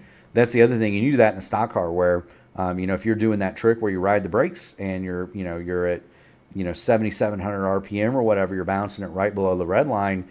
If you're not careful, you raise the oil temp up, you can blow the motor up. And so exactly, you're dead on. That's true. You got to be careful. There's all different sorts of ways to do it. What you don't want to do is wind up like Roberto Guerrero in 1992 at Indianapolis, try to warm your tires up, light off the turbo, spin the car around on national TV while you're sitting in the track record holder and don't even make it around the parade lap. Right. I remember that. Meanwhile, Ken Olin, I do want to give a shout out to Ken Olin. Whoa, David Dunwoody is coming down to the inside of the track. He is pulling onto pit lane to start. He's not even going to take the restart. So Andy Dunwoody pulls it into pit lane. David Dunwoody on pit lane on the restart. He must have had equipment malfunction. Meanwhile, we're going to go back to green. Did he have a penalty? Did he have a penalty on pit road? I don't know. He's in his pit box. He is. Oh, and there are 3 wide back here. Chad Winstead makes a big move. Whoa, more cars in the wall. Sharp down to the inside. Hard. That's Braden Langley toward the inside fence. At least 2 cars involved. Caution back on the speedway.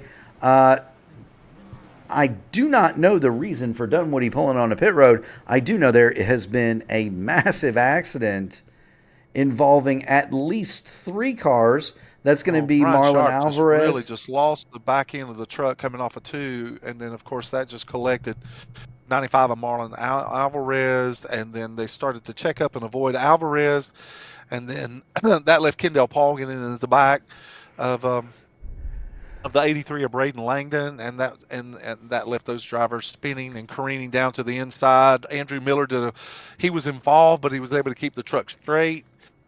It's just unfortunate. These guys are really pushing the limits of these trucks on the restarts in order to try and make up track position, and that's why you're seeing a lot of these drivers having difficulty coming off of 2. You do, and there you see Langley sliding to the inside, hard impact with the wall. Andrew Miller involved, and for poor Brian Sharp, that's thrice tonight. Watch out for that tree. George. We do have word from the driver of the 28th, and we do have a reason that he pulled off. He had an equipment malfunction, Sam. His throttle hung wide open. Oh wow! And he was able to keep the truck under control. I think he shut it off. Is why he was moving down pit lane even at below pit road speed. So I think he hit the kill switch. and just and rode the clutch. even as car or truck they're coming in for their pit stops, Marlon Alvarez just clobbers the back Paul Witt, and then at the last moment, Kendall Paul decides he's going to come in and make his pit stop as well, and then he makes door contact with Marlon Alvarez as they're coming in under caution. It's just that they're trading paint when they're not even under green flag conditions here. Yeah, let's go back and show that. And to be fair, I mean, you got guys last second, I'm going to come in, I'm going to stay out, I'm going to come in, I'm going to stay out. We've got 19 to go, and if you've got an extra set on that pit wall and you want them, never hurts if when you're getting into these last sprints, if you time it right. Alvarez really collected Witt really hard. I don't know if he misjudged it or what. Yeah, I think that's probably exactly what happened. He's trying to catch up to get into pit road. Kendall Paul decides, I'm going to come into pit lane, and there's Alvarez, and they kind of meet up. I don't think anybody necessarily did, and I'm not the steward here, but yeah, they're three wide on entry here, and Kendall Paul clearly wants to make his pit stop, but he has to clear those barrels. Yeah. But when he comes down to clear the barrels, Alvarez is already there, and they just meet in the middle. Yes, they do. Alvarez still on pit road, 1 minute and 30 seconds in his pit box under repair. Kendall Paul is back out on the circuit, as is Paul Witt. Neither one. Well, Kendall Paul. No, I don't think that Paul Witt or Kendall Paul are going to be seeing any detrimental damage from that. Now, I think Alvarez will probably be the one that will receive the most, just simply because it was all front end. Now, to be fair, Kendall Paul did stay in his pit box 38.4 seconds, so he was doing something. Now, he's also been involved in other incidents today. He was involved in this last caution. Yeah, so he's getting other stuff fixed. Meanwhile, we need to go back to the front of this field because let's go. We got 18 laps. We're 17 laps left in this race. These guys. We're still trying to get the end under green here. These guys are not doing a good enough job. Sam Crow has 4 Rolaids and 1 clean pair of fresh brown pants left. That's right. He's used up a bunch, but he's still got 1 left, guys. Let's go. Another good start by Mike George and Chuck Sweeting. But Chad Dillabon has proved that he is fast all night long. And so I believe that these 3 trucks are going to put on a show. And we're going to see a good race here if we can just stay green. Now, there's one truck that I'm going to have my eye on that is not yet here. Ryan O'Donohue hard in the wall. He keeps it up there. Nobody else hits him. The 14, hard impact, but he keeps it going, keeps it straight. I don't think we're going to see a yellow out of this. He's got it going above the minimum speed, but a hard lick for Ryan O'Donohue. We'll go back and watch it. He's racing along with Osterman and Chad Winstead. He's got Gregorio Dorso behind him. What a handful of truck there. Yeah, it's almost like it unhooked with him. And up the speedway he goes. He hits it, but he does a great job of keeping that truck up in the fence and not collecting anybody else. The one that I'm going to watch, though, is Paul Witt. He's got that baby a brand new pair of shoes, and he is coming. He restarted 15th. He's already 10th. That truck has anywhere from 13 to 15 laps advantage on the tires, and we're going to see if Paul Witt on Friday night can make like Greg Evans on Saturday night. And Greg is in the chat advising a very disappointed David Dunwoody. Get yourself some pedals from Sim Magic. I would echo that sentiment. But Andy, of course, is a Moza loyalist, and Moza does back his truck, so I can't get involved in Andy's equipment stuff. Big run for Dillabon down the backstretch. Big run as he catches Mike George going in the 3, and he dives it down to the bottom, and Mike George decides he's going to take the top line. And George scrapes the wall a little bit and opens the door for Dillabon, and here comes Chuck Sweeting, and he wants part of the action. Yeah, we were watching Paul Witt climb through the field. Meanwhile, we've got a 3-way battle for the lead. I was going to say, I have no dog in that fight between Evans and Dunwoody. I have Fanatec logos on my car, so I'm contractually obligated to say that everybody should buy Fanatec steering wheels. Anyway, and pedals. Looking at Chad Dillabon leading this thing. He's got around Mike George. Chuck Sweeting has not gone away. He has been in the mirror of either Now, Dulabon. what we've seen in the early stages of this race, Mark, is that Chad Dulabon has proved that he is willing to push the limits of this truck on the first of the run. Mike George has proved that he has a better long run truck.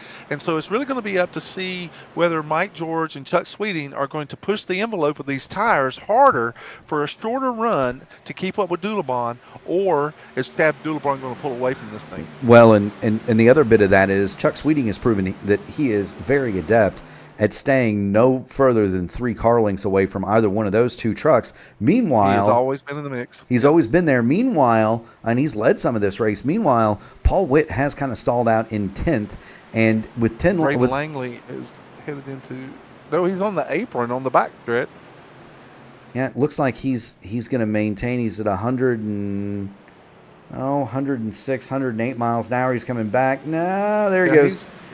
He's well off the racing surface as he gets out of the way of the leaders. Yeah, I don't know if that truck is damaged or what's happening. I don't know either. I know that he's had some incidences here on a lot of these restarts. Well, he was involved in that last accident. He was on pit lane. Yes. He was on pit lane for more than 5 minutes, and I think what he did was go out and make a lap just so that he would pass Marlon Alvarez and Brian Sharp for the points, and now he's going to come in and pull it. Now he's going to, he's going to come in and pull it off. Now he's going to get passed by. Real observant, Mark. Great job. Yeah, so he's going to get passed by James Hodgson. So he's going to wind up 19th, but 19th plays more points than 22nd, which is where he would have been had he remained out of the race. And it could just be too that he took all the optional repair or all the required repair. He went out and he made those laps, and now he's going to come in and get the rest. Now that he's gained what he can gain. Meanwhile, back to the front of this field, Chad Dulabon leads it. Absolutely, back to the front because we have less than 10 laps to go, and Mike George and Chuck Sweeting are not going away. They've decided that they're just not going to allow Dulabon to pull away from them, and they're going to stay within distance and see what they can do in the closing laps. I hope this is going to make for a good finish. Yeah, and it could very well come down to with anywhere between 24 and 27 laps on the tires for the leaders. Here they are, Chuck Sweeting. I was wondering who was going to start going to the top side. Yeah, you wondered who's going to be the first one, and someone has to experiment. Might as well be him. Well, and then the other two are going to watch extremely closely in their relatives to see if that gap closes, because the minute it does, I guarantee you Mike George is going to move up there. Well, there is fresh air up there. There is a little less turbulent air. And so it's worth a try because with Sweeting in third, and these trucks are all running very similar lap times, someone has to make some kind of effort to change exactly what's happening in front of them. And so I really give him a lot of credit for at least experimenting on that higher line as we see Mike George close and creep in on Chad Dulabon. Yeah, he's Mike George is getting there. We're going to watch it from the roll bar of the second place machine. That's what he's chasing. The number 98 Ford F-150 is your leader. Mike George is second, and he's trying everything he possibly can to get there. He was 17 thousandths of a second quicker that last time. Look how tight Dulabon is on that white line. He's actually told the guys behind him, if you're going to get by me, you're not doing it down here. You know, and that's racing is just as much psychological as it is physical. Yes, sir. And that's a psychological thing too. And I'm not saying that I'm above having done that in the past, and I know you probably have too, Sam. Get on the horn and tell the guy behind you, hey, you're more than welcome to drive around me. Go ahead. Yep. And so Mike George knows what he's going to have to do. He's going to have We're to 5 laps to the end of the race here now. Yeah, he's going to figure a way to drive around the top side of Chad Dulabon. Dulabon has been on the bottom all night. He has been extremely quick there. Mike George is going to have to take 2 sticks of dynamite to get him off of that white line, and we'll see how it plays out. It's going to have to take a bold effort here for Mike George to be able to close in this gap. That or Chad Dulabon is going to have to make a mistake. I did see him get a little loose off of 4 the lap prior, but he's still maintaining such great truck control. And now we see Mike George experimenting on the top side. Chuck Sweeting is actually starting to fall back a little bit. Yeah, George, that time Chad Dulabon just a tick of the watch quicker, 884 to a 915. for Dulabon. You're going to have to be careful if you're Mike George up there. Yeah, it might be a little bit quicker. You might develop a huge run, but you had best not scrape the wall because that's going to kill your momentum. Look at the distance closed there off the high side.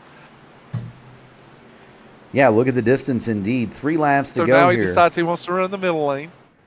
Yep, and now Dulabon's in the catbird seat because no question. He can see those runs and where Mike George is developing them and then move his truck around to suit and shut off the clean air that Mike George needs to develop those runs. Although with almost a half a second lead now, he doesn't really have to play those games. He's got 3 miles to go for pay dirt. Seems like the tires begin to stabilize right here in the drivers. Kudos to Chad Winstead as he's moved into the 4th position here, and he's trying to keep pace with those top 3 trucks. But he was actually mired up around the 10th spot there for a while, and so kudos to him that he was able to drive himself up to 4th. And as we see, Gregorio Dorso, Jeffrey Hyatt, they just fought for a position back in the 6th and 7th position. Dorso is not through. He's looking at Anderson in the closing laps. There goes Jeffrey Hyde. He says, you're not going to get it that easy. White flag is in the air for this man, Chad Dulabon. They are continuing to battle for 6th, 7th, and 8th. That's Hyatt, Dorso, and Cofield right together on the speedway. But the man of the hour, that's going to be... Hyatt gets into the back of Liam Anderson. Oh, and he wrecks him on the backstretch. Oh, no. Liam Anderson gets sideways. Mark Cofield takes advantage of the situation. Dorso is going to be able to claim 7th spot. Oh, heartbreak for Liam Anderson as they get to the close of this race. Congratulations to Chad Dulabon for a great race. Wow. Yeah, heartbreak for Liam Anderson, and we're going to go back and grab that finish for Liam. He's going to fall to 16th spot. Wow. That's a heartbreaking end to what had been a strong top 5 run. There he is. He's got Dorso on the bottom. He's got the number 6 of Jeffrey Hyde on the bottom, and I don't know. They do come together off of turn number 2 there. Yeah, it could have been the Earnhardt philosophy right there, where he says, "Well, I didn't mean to wreck him. I just wanted to rattle his cage." We don't know. Yeah, the cage definitely got rattled. There it is. I mean, here it is from the cockpit. Full transparency here on the P1 Broadcasting Network. There's this. You're riding on board Jeffrey Hyatt, and this is the steering wheel of Jeffrey Hyatt in the number 6th. And you see, he gets him loose right there. He nudges him enough to get him loose, but then he just Liam is still trying to gather the truck up, and while he's trying to gather the truck up, Jeffrey Hyde is still trying to keep that low line so he can make a pass. And of course, they just can't get off of each other by that particular point. Yeah, it's you see the wheel flash to the right there, but by then they've already made contact, and both trucks are extremely loose, and around goes the 18. And so that will conclude the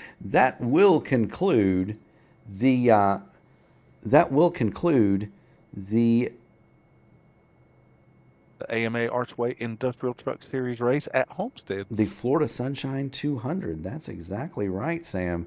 I need to get the stuff out of here. I need to get the music queued up because we've got race results to read.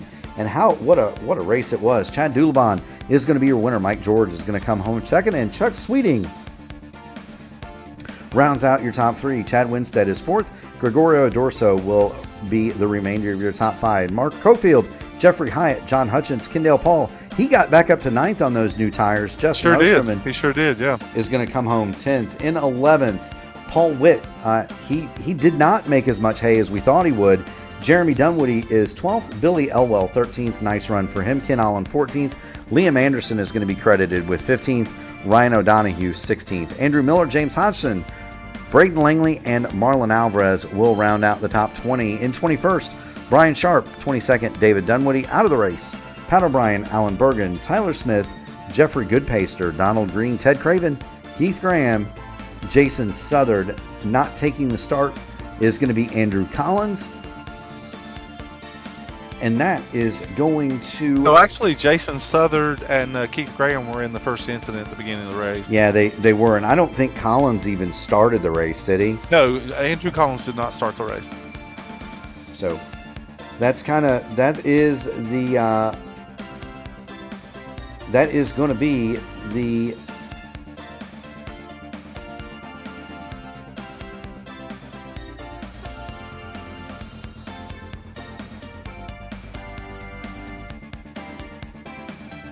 May have to get the defibrillator out for Mark. Yeah, I'm trying to work the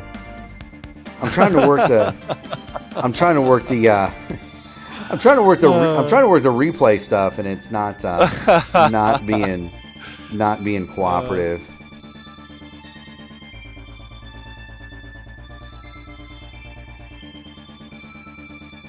Of course, we want to show the drivers' cars. But I don't know that we're going to have a chance to do that. Maybe we will. There we go.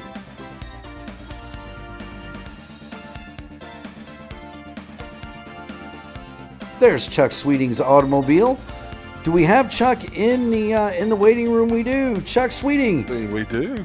We've got you've got Mark Murphy and Sam Crow in the P1 broadcasting booth. You got a copy?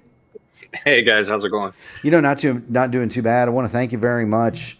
For your patience while I demonstrated to everybody how much I do not know how to work ATVO. You though had a tremendous night. You started up front. You stayed up there. And I don't think you were more than 10 car lengths off the lead for the entire event. Talk about your evening.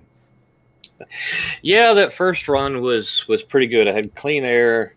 The track was clean. And then after that, once I lost the lead, I struggled in dirty air, and I think the track rubbered up. The high lane never really came in tonight. So I just struggled with that. But, congrats to Chad and Mike. They did a hell of a job tonight. And they were just a little bit better than me. And but, we hung on for third, so I'll take it. Chuck, you had a great run tonight. Congratulations on the third place finish. I would like to just get a little input from you on those closing laps. There were quite a few cautions, but it was clear that you guys had taken fresh rubber, but you didn't want to pit because of all the cautions. But on that last long or 15 or 17 lap run there at the end, you're in third spot. Can you just give us a little insight of what's going through your head racing in that dirty air, and what are you thinking about what you need to do in order to try, because you were the only one with about 8 laps to go to really venture off of the bottom and try something different. Can you give us a little insight of what was going through your mind right there? Yeah, just searching around trying to find a line. The dirty air in these things can be pretty bad, especially if the groove's not widened out. Tonight it was just pretty much bottom for everybody. At least, you could run middle and top, but you really wouldn't gain anything. And that whole last run, once I got my last set of tires, my goal was to get out in front and clean air, and then we kept having caution after caution and never could get a run. And I don't know that I would have anyway, because Chad and Mike were so good, but that was my goal. I just couldn't make it up there. You had a great finish. I love the livery tonight. It looks so good. We're hoping that maybe the third place finish is going to open a door for a good sponsor for you to put on the side of that truck. Yeah, let's hope so. It is a good looking truck. A friend of mine painted it for me. So yeah, just appreciate. I want to thank AMA and Archway Industrial Truck Series for letting me run with them guys, and appreciate all the respect from all the other drivers. So appreciate you guys with the awesome broadcast too. Yeah, we appreciate you most certainly, Chuck. We also appreciate that livery, or at least I do. I am a big fan, and Sam Crow knows this. I am a big fan of as much chrome on a race car as you can put on that baby. King. If it can be chrome. My Indy car has white chrome wheels on it, which is always fun, and it looks crazy at night. But it's a great looking truck. We love having it in the race. We love seeing you up front going fast and having fun. We'll see you at the next one. Yes, sir. We'll see you there. You guys have a great night. Shout out. Yeah. No, just that's it. Just the league and the admins for all the work they do. That's what I thought you had done. Yep. We'll Yep. see you guys next time. Yes, sir, Chuck. You have a good one. That is Chuck Sweeting. He's going to come home in third place. In second, we're going to have Mike George. And Mike, you had quite a night staring. Most of it staring at the back of the '98. We thought that you were going to have. We thought that you had been cut the lucky break there with the caution and coming out with the lead, but Chad seemed to have the better end of it once we got back to green flag racing. Kind of talk about what you think you might have done different to get by that '98. He was awful stout. Well, to go back to your original question about that caution, it probably couldn't have happened any better. You know, as soon as I get into the pits, I get right in my box, and then the caution flew. Automatically, I thought, all right, I'm up front, clean air, king. But unfortunately, yeah, exactly. And, I've been working a lot on my long run, especially in these long league races. That's, what you need is good long run pace. And I just didn't have it. It seemed like he had really good short run speed. And, like I said, he was extremely consistent. And just that short run, he had it going. I'm not too sure if I would have had too much for him being behind him in that dirty air. I tried making the top lane work, but, for some reason, you just couldn't get a good run off of it. So really bottom to middle was the lanes to go to. Taps off to him. He's a heck of a racer. Well, Mike, you had a great run tonight, and it was fun to watch you, especially in relation to the times that we did have long runs, because you really the thing that you alluded to and that we noticed in the broadcast was that on the long runs you were able to run him down, and so what was your thinking in the closing laps, knowing that he was so fast on fresh tires? Did you think to yourself, what am I going to have to do in order to maintain or at least try to give him a run for his money on these closing laps on a short run? Was there something you felt like you had to do that just wasn't working for you at the end here? Yeah, I mean, I probably could have done, a little bit more blocking, but when you're running into that scenario, you're running into either you're making a mistake yourself or you're going to get the other truck, having a mistake as well. And I really didn't want to jeopardize that. This was, I believe, my third race racing with you guys, and I started with Atlanta, and, I kind of got wrecked in the middle of the race and didn't finish. And at Las Vegas, I qualified up front. Me and Kendall had that tied fast qualifying lap, and what do you know, I got taken out on the first lap. So I really wanted to be patient this race and kind of showcase what I could do. And it was great, but at the end of the day, I probably could have been a little bit more dominant up front there. But I didn't want to kind of ruin his race if I did something wrong. Well, it's great racecraft, and you proved your worth in this particular race just simply by staying up front for so long and just being a player here at the end of the race. So congratulations on your second place finish. Thank you. Yeah, and with that second place finish, Mike, as is the tradition here at P1, you stand on the podium, you get the microphone. Friends, family, sponsors, anybody you'd like to shout out to. You got a great looking truck. Read them off, brother. The floor is yours. All right, absolutely. First and foremost, I like to, Premier Racing Setups. They're great. I've used them since I've been racing, and I think they're one of the best racing setup shops around. Richard Murdaugh Driving Academy. I'm a new teammate for Dark Horse Performance. Thanks to Kendall. The League, AMA, Archway Industrial, Black Magic Studios, Trak Racer, and Rogue Energy, and friends and family that were watching the race. And of course, P1 Broadcasting, you guys are just phenomenal. I'm really digging what you guys are doing and looking forward to the long run. Yeah, Mike, well, we thank you a lot for all your support and tuning in, and keep going fast, having fun, buddy. Just one more step, right? Absolutely. I'll definitely see you guys next race. Yes, Look sir. forward to it. That is Mike George. He is going to run second today. And do we have Sam, the winner of tonight's event?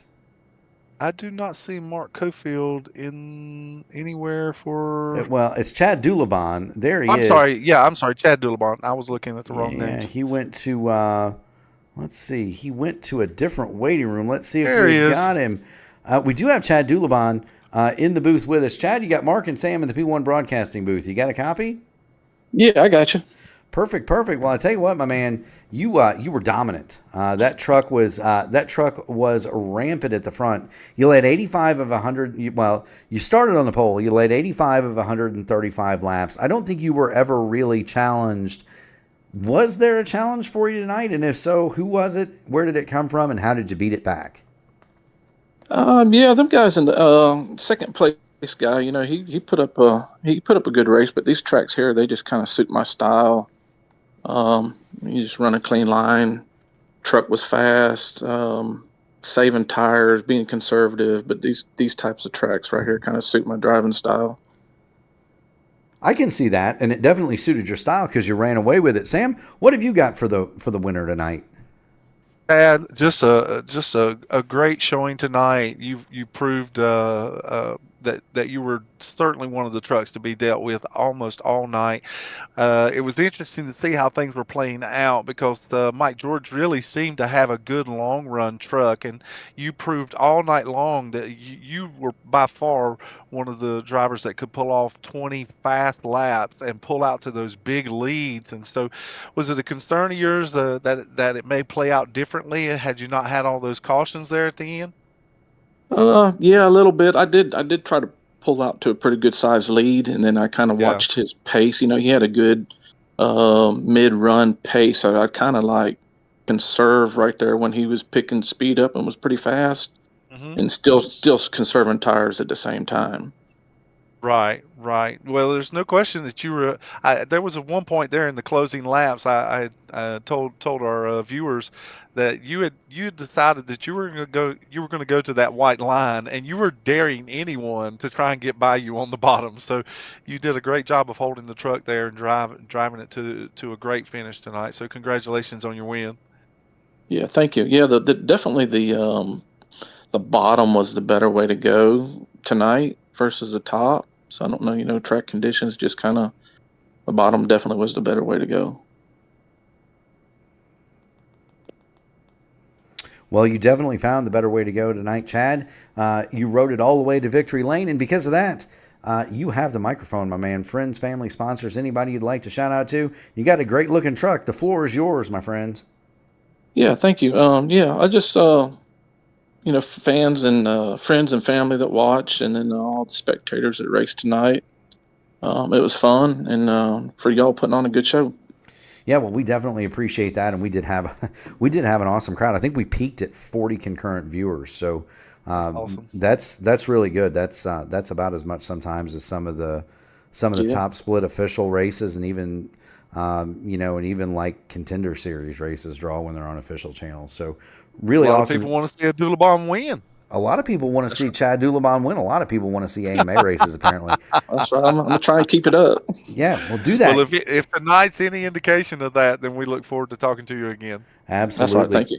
Keep going fast and having fun, Chad. We'll see you up here again, I'm sure. All right. See you on the next one. Yes, sir. That is Chad Dulabon. He is tonight's winner in the AMA Archway Industrial Coatings Truck Series.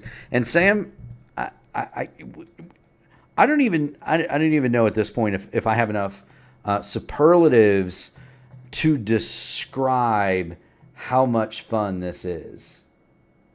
Oh, no, I agree. If you could probably find enough adjectives to add to it, there's probably not enough in the English language.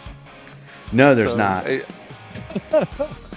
No, there's not. It's exciting. No, it's exciting. It's interesting to see how things are going to play out.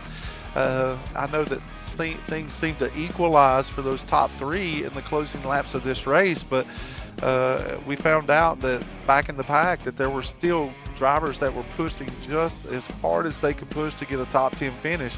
And you never know what's going to unfold in these particular races at the AMA. whether it's the trucks or the Xfinity cars. And these guys are proving that the field is full of capable and quality drivers to give us a variety and not just one guy running away with the show. So it's been a great experience so far for me to be able to broadcast these races with you. Likewise, it has been for me too, and the fun doesn't end. Next week, we have another twin bill. We're going to be at Martinsville. Friday night is the Norfolk Southern 200, so named because of the train tracks that run down the backstretch of the Martinsville Speedway. So that's going to be next Friday night, March 28th. I will be in the booth. I believe you're going to take the night off. Is that right, Sam? Either April 4th or April 11th, one of the two.